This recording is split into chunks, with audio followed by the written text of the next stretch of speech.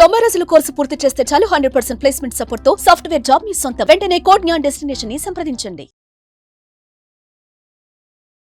నమస్కారం అలగారి రవీంద్రనాథ్ గారు. నమస్తే అండి శ్రీ గారు. సార్, యూట్యూబ్లో ఏది పడితే అది పెట్టొద్దు అని రీసెంట్గానే సుప్రీంకోర్టు కొత్తగా కొన్ని గైడ్లైన్స్ అయితే ఇవ్వడం జరిగింది యూట్యూబ్కి సంబంధించి. ఇంతకీ అవి ఏంటి, దానికి సంబంధించిన డీటెయిల్స్ ఏంటి సార్? ఇటీవల కాలంలో యూట్యూబ్లో పెట్టరేగిపోతున్నటువంటి కంటెంట్స్ మీద చాలా వివాదాలు అయితే వస్తూ ఉన్నాయి. ఒకటి స్టాండింగ్ కామెడీ షో అనే పేరుతోటి ఇటీవల ముంబైలో జరిగినటువంటి ఒక కంటెంట్ విషయం మీద చాలా ఎంత రచ్చ జరిగిందని ప్రతి ఒక్కరికి తెలిసిన విషయమే. అందులో శృతి మించినటువంటి అశ్లీలత పాలు చాలా ఎక్కువైపోయి శృతి మించిపోయినటువంటి పదజాలంతో చివరికి అబ్యూజ్ లాంగ్వేజ్ ఎక్కడికి వెళ్ళిపోయిందంటే ఒక లిమిటేషన్స్ అంటూ లేకుండా, హద్దులు లేకుండా, ఎంత స్థాయికైనా అంటే నవ్వించాలి అంటే అవతల ఎదుటి వ్యక్తి యొక్క మనోభావాలు వాళ్ళని పరిగణలో తీసుకోకుండా, అసలు సమాజము, సొసైటీ వీటి గురించి పరిగణలో తీసుకుని రాకుండా భావ స్వాతంత్రం ఉందని, వాక్ స్వేచ్ఛ ఉందనేటువంటి దీంతో యూట్యూబ్లో పిచ్చు పెరిగిపోయినటువంటి ఇటీవల అనేక రకమైన దృష్టాంతాలు ఇటీవల మనం చూస్తూ ఉన్నాం. దీనికి సంబంధించి రణవీర్ అల్లాబాడియా చేసినటువంటి వ్యాఖ్యలు ఎంత దుమారాన్ని రేకెత్తించే విషయం కూడా మనందరికీ తెలిసిన విషయమే. ఎందుకంటే పూర్తిగా పార్లమెంట్ కూడా స్తంభింపజేశాయి. అదేవిధంగా అస్సాం ముఖ్యమంత్రి గారు కావచ్చు, మహారాష్ట్ర దేవేంద్ర ఫడ్నవీస్ గారు కావచ్చు, వీళ్ళందరూ కూడా దీని మీద ఎన్నో రకాలుగా కామెంట్స్ కూడా చేయడం జరిగింది. అతనికి ఇటీవల కోర్టు మీద ప్రవేశపెట్టినప్పుడు అతని కోర్టు కూడా తీవ్రంగా మందలించి దాని మీద ఆయనకి రిమాండ్లో కూడా తీసుకునే అవకాశం కూడా జరిగింది.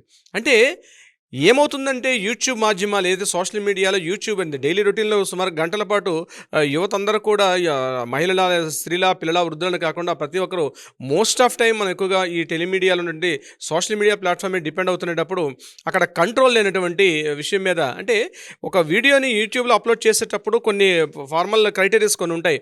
అంటే అడల్ట్ కంటెంట్ ఉందా, లేకపోతే చిన్నపిల్లలు చూస్తారా, చూడరా, అది అందులో అబ్యూజ్ లాంగ్వేజ్ ఉందా, అంటే బూత్ కంటెంట్స్ ఉన్నాయా, లేవు, ఇవన్నీ చూస్తూ యూట్యూబ్ కొన్ని గైడ్లైన్ డిస్క్లైమర్ అడుగుతుంది. అడిగినప్పుడు కూడా వాటిని ఓకే చేస్తూ ఉన్నప్పుడు కూడా దాని మీద కేంద్రం సరైనటువంటి ఒక చట్టం కానీ, కేంద్రం సరైనటువంటి ఒక కంట్రోలింగ్ లేకపోవడం వల్ల రకరకాలుగా పెరిగిపోయి సోషల్ మీడియాలో విపరీతంగా జనాల్లో ఒక రకమైనటువంటి ఒక పెడద్రోవ పడుతున్నట్టు, అంటే కంప్లీట్గా ఇవి కూడా మాట్లాడుకోవచ్చు. చివరికి ఎక్కడికి వెళ్ళిపోయిందంటే నాట్ ఓన్లీ ఒక యూట్యూబ్ ఒకటే కాకుండా ఓటీటీ ప్లాట్ఫామ్స్ వచ్చే సినిమాలు కూడా, ఆ ఓటీటీ యాక్చువల్గా సినిమాకి అయితే సెన్సార్షిప్ ఉంటుంది. ఆ డైలాగులు వాడొచ్చు, వాడకూడదని చెప్పి ఒక సెన్సార్షిప్ ఉంటుంది అంటే మూవీ రిలీజ్ చేసేటప్పుడు. బట్ అదే మూవీ మళ్ళీ ఓటీటీలో రిలీజ్ చేసినప్పుడు ఓటీటీ మీద కూడా ఒక కంట్రోలింగ్ లేదు. ఆ వాడే భాష కావచ్చు, లేకపోతే ఆ సీన్స్ కావచ్చు. ఇంట్లో చిన్నపిల్లలు టీవీ పెట్టుకున్నామంటే ఇంట్లో చిన్నపిల్లలతో సహా చూడాల్సిన టీవీ మాధ్యమాల్లో కూడా ఎవరు పట్టించుకోకుండా, కంట్రోల్ లేకుండా పూర్తిగా అబ్యూజ్ లాంగ్వేజ్ కావచ్చు, దృశ్యాలు కావచ్చు, ఆ సీన్స్ ఇవన్నీ కూడా ఎక్కడ సెన్సార్ కట్ కాకుండా పూర్తిగా మనకి రిలీజ్ అవ్వడం కూడా జరుగుతుంది ఇటీవల కాలంలో. దీని మీద సుప్రీంకోర్టు తీవ్రమైన వ్యాఖ్యలు చేయడం జరిగింది. ఏంటంటే ఇమ్మీడియట్గా కేంద్ర ప్రభుత్వం దీని మీద చర్యలు తీసుకోవాల్సిన అవసరం ఉందని చెప్తూ కొన్ని గైడ్లైన్స్ అయితే ఇవ్వడం జరిగింది. ఇమ్మీడియట్గా చట్టం, ఎందుకంటే కోర్టులు ఎప్పుడు కూడా చట్టాలు అనే కోర్టులు చేయవు. కోర్టులు చేసేవింది ఏదైతే పార్లమెంట్ కావచ్చు, అసెంబ్లీలో ఉన్నటువంటి చట్టాలు ఏవైతే ఉంటాయో చిట్టాలని అనుగుణంగా ఉన్నటువంటి సెక్షన్స్ సిఆర్పిసి కావచ్చు, ఐపీసీ కావచ్చు, బిఎన్ఎస్ కావచ్చు, వీటికి అనుగుణంగా ఆ చట్టాలని అమలుపరిచే బాధ్యత మాత్రమే ఉంటుంది. ఆ చట్టాలు ఎవరైనా చట్టానికి వ్యతిరేకంగా ప్రవర్తిస్తే వాళ్ళకి ఆ చట్టాలకు అనుగుణంగా వాళ్ళకి శిక్షలు వేసే అవకాశం మాత్రం కోర్టులకు ఉంటుంది. చట్టాల రూపకల్పన ఇప్పుడు కూడా కోర్టులు అనేవి చేయవు. అయితే ఈ మితిమీరినటువంటి ఏదైతే ఈ అశ్లీల పదజాలం వాడుకోవడం కానీ, దృశ్యాలు కావచ్చు, వీటన్నిటి మీద యూట్యూబ్లో ఇటీవల కాలం విపరీతంగా పెరిగిపోయి ఏదైతే రణవీర్ అల్లాబాడియా చేసినటువంటి కంటెంట్స్ ఏవైతే ఉన్నాయో దీని మీద తీవ్రంగా పరిగణలో తీసుకొని కేంద్రానికి సుప్రీంకోర్టు గైడ్లైన్స్ అయితే ఇచ్చారు. ఇమీడియట్గా విత్ ఇన్ షార్ట్ స్పాన్లో దీని మీద ఒక చర్చలు పెట్టి దీని మీద సరైన గైడ్లైన్స్, సరైనటువంటి ఒక చట్టాలు తీసుకురమ్మని చెప్పి కేంద్రానికి సూచన చేయడం కూడా జరిగింది.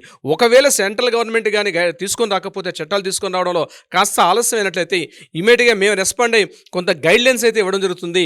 ముఖ్యంగా ఈ సోషల్ మీడియా మాధ్యమాల్లో విశృంఖలంగా పెరిగిపోయినటువంటి అశ్లీలత పదజాలం కావచ్చు, ఆ సీన్స్ కావచ్చు, ఇవన్నీ కూడా కంట్రోలింగ్ లేకుండా పోతున్నాయి. కాబట్టి గైడ్లైన్స్ అన్ని మేము ఇస్తాం, ఏ విషయాన్ని మీరు తెలియపరచమని చెప్పి కేంద్ర ప్రభుత్వానికి సుప్రీంకోర్టు ఒక గైడ్లైన్స్ ఇవ్వమని చెప్పి ముందుగా ఒక విషయాన్ని చెప్పారు. అది కాకుండా ఒకవేళ లేట్ అయిన పక్షంలో వీలైతే మేమే గైడ్లైన్స్ ఇస్తామని చెప్తూ కూడా సుప్రీంకోర్టు కొన్ని మార్గదర్శకాలు కూడా రిలీజ్ చేసింది. ముఖ్యంగా అప్లోడ్ చేసే విషయంలో, కంటెంట్స్ అప్లోడ్ చేసే విషయంలో ఆ కంటెంట్ పిల్లలు ఉన్నారా ఇంట్లో, అంటే అడల్ట్ కంటెంట్ అయితే ఏ రకంగా ఉండాలి. ముఖ్యంగా యూట్యూబ్లో కూడా ఆ వీడియో కంటెంట్స్ వచ్చేటప్పుడు ఖచ్చితంగా వీడియో ప్లే అయ్యేటప్పుడే ఇది అడల్ట్ కంటెంట్ అన్నట్టుగా రావాలని చెప్తూ కొన్ని యూట్యూబ్ మేనేజ్మెంట్ కూడా గైడ్లైన్స్ ఇచ్చారు. అంటే ఒక వీడియో ప్లే చేసేటప్పుడే బిఫోర్ ఆ వీడియో ఇది అడల్ట్ కంటెంట్ అయితే దాని ఏజ్ లిమిటేషన్స్ పెట్టడం, చిన్నపిల్లలు ఎవరైనా చూడకూడని దృశ్యాలు అయితే కానీ లాక్ చేసి పెట్టుకోవడం, ఎవరైతే ఫోన్ చూస్తున్నారో ఆ డివైస్ని కూడా ఆ డివైస్ ఎవరు యూజ్ చేస్తున్న డివైస్ విషయంలో కూడా అనేక రకాల గైడ్లైన్స్ని తీసుకుంటూ కూడా సుప్రీంకోర్టు కొన్ని గైడ్లైన్స్ అయితే మార్గదర్శకాలు చేసింది. బహుశా ఈ రణ్వీర్ అల్లాబడియా కేసుకు సంబంధించి ఈ యొక్క మార్పు జరగడం కొంతవరకు చాలా మంచి పరిణామంగా చెప్పుకోవచ్చు. చాలా మంది కూడా దీన్ని హర్షిస్తున్నారు. అయితే తొందరలోనే ఒక మార్గదర్శకాలతో ఉన్నటువంటి ఒక గైడ్లైన్స్ ఉన్నటువంటి ఒక బుక్లెట్ రిలీజ్ అయ్యే అవకాశం తొందరలో ఉన్నట్టుగా మేమందరం కూడా భావిస్తున్నాం సిరి గారు. అయితే కోర్టు యొక్క మెట్లకి చాలా కేసులు పిటిషన్స్ వస్తున్నాయి. ఇదే కాకుండా రణ్వీర్ అల్లాబడియా కాకుండా మరొక కేసు కూడా జరిగింది. అంటే ఫాదర్ డాటర్తో ఆడుకున్నటువంటి కొన్ని ఏవైతే ఉన్నాయో అవి కూడా కాస్త అశ్లీలంగా ఉన్నాయని చెప్తూ దాని మీద కామెంట్స్ చేస్తూ అవి కూడా పోస్ట్ పెట్టడం.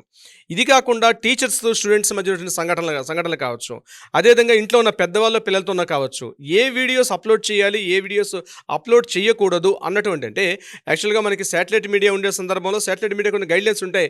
శాటిలైట్ మీడియా దాన్ని ఖచ్చితంగా ఫాలో అవుతారు మ్యాక్సిమం. బట్ ఏదైతే సోషల్ మీడియా అన్నటువంటి విషయం ఉందో, ఇన్స్టా, ఫేస్బుక్, ముఖ్యంగా యూట్యూబ్ మేజర్ పార్ట్ ఇక్కడ వీడియోస్ వచ్చేది ఎక్కువగా యూట్యూబ్లో కాబట్టి వీటి సందర్భంలో కూడా ఎట్లాంటి కంటెంట్స్ ఉంటే బాగుంటుంది అని చెప్పి ఒక కమిటీని వేసే దిశగా కూడా ప్రయత్నం చేస్తున్నారు. ఏ కంటెంట్స్ ఉండాలి, ఒక వీడియో చూసేటప్పుడు ఏ వీడియో కంటెంట్ అయితే ఎలా ఉంటుందని చెప్పి ముందుగానే ఇమీడియట్. ఇప్పుడు మనం ఏం చేస్తున్నాం, ఒక వీడియో క్లిక్ చేయగానే ఇమీడియట్గా మనకి వీడియో ప్లే అవుతుంది. అలా కాకుండా ఆ వీడియో ప్లే అయ్యే ముందు దేనికి సంబంధించిన రిలేటెడ్, అంటే కమ్యూనల్ సంబంధించిన రైట్స్ ఉంటాయి కొన్ని, అంటే మతాలకు సంబంధించి, కులాలకు సంబంధించి, మతాలకు సంబంధించి కొన్ని అబ్యూజ్ లాంగ్వేజ్ ఇటీవల చాలా మనం చూస్తున్నాం. మనం అంటే లిమిటేషన్స్, ఇది మాట్లాడాలి, ఇది మాట్లాడకూడదు అనేటువంటి ఎక్కడ అడ్డు అదుపు లేకుండా ఏది మాట్లాడాలి, ఏది మాట్లాడకూడదు. ఈవెన్ దో మనం బహిరంగంగా ఒకరినొకరు కూడా మాట్లాడుకోలేనటువంటి అనేక మాటల్ని బహిరంగంగా ఎదురుగా మనం మాట్లాడుకోలేని అనేక విషయాల్ని ఈ సోషల్ మీడియా వేదికగా దాన్ని మాట్లాడుకోవడం జరుగుతుంది. కాబట్టి దీని మీద కంట్రోలింగ్ చేసే దిశగా సుప్రీంకోర్టు ఇచ్చినటువంటి మార్గదర్శకాలు, గైడ్లైన్స్ ఏవైతే ఉన్నాయో దీనికి సంబంధించి ఆ తొందరలోనే జారీ అయ్యే అవకాశం ఉంది. సిరి గారు, thank you sir, thank you so much. Thank you so much అండి. సుమన్ టీవీలో మీ పర్సనల్ అండ్ బిజినెస్ ప్రమోషన్స్ కోసం కింది నెంబర్కి కాంటాక్ట్ చేయండి.